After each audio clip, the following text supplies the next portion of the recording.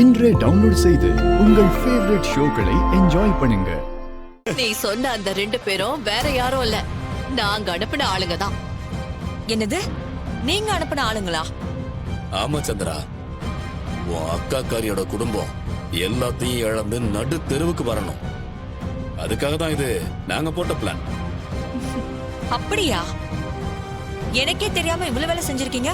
சொல்லக்கூடாதுன்னெல்லாம் இல்ல மருமவளே, முதல்ல செய்வோம், செஞ்சுட்டு அப்புறமா சொல்வோம் நினைச்சோம், அவ்வளவுதான். ஆமா சந்திரா, உனக்கு தெரியாம நாங்க என்ன செய்ய போறோம் சொல்ல? பிளான் எல்லாம் நல்லாதான் இருக்கு. இத மட்டும் நம்ம கரெக்டா செஞ்சுட்டா போதும்.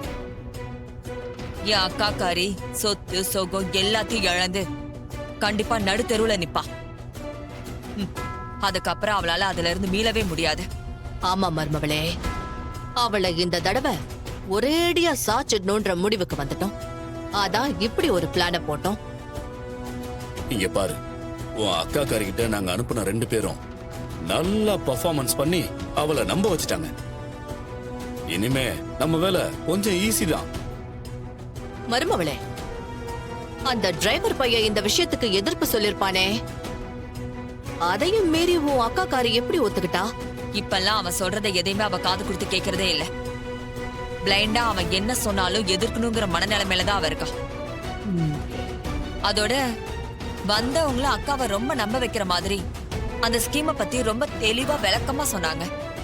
ஏன் அக்காவும் அதை நம்பி இது ஊர் ஜனங்களுக்கு ரொம்ப உபயோகமா இருக்கும், கண்டிப்பா இதை நம்ம யூஸ் பண்ணிக்கலாம்னு சொல்லிட்டா. இனிமே அந்த டிரைவர் பையன் என்ன சொன்னாலும் அவன் நம்ப மாட்டா. அதோட நானும் அவ கூடவே இருக்கிறதுனால அவனால ஒண்ணுமே பண்ண முடியாது. நமக்கும் இதுக்கும் சம்பந்தம் இருக்குன்றத யாராலையுமே கண்டுபிடிக்க முடியாது.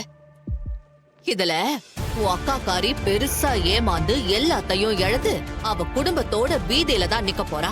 நானும் அவளுக்கு இப்படி ஒரு சூழ்நிலை வரணும்னு தான் ஆசைப்பட்டேன். இப்ப நடக்க போறது எனக்கும் சந்தோஷமா தான் இருக்கு.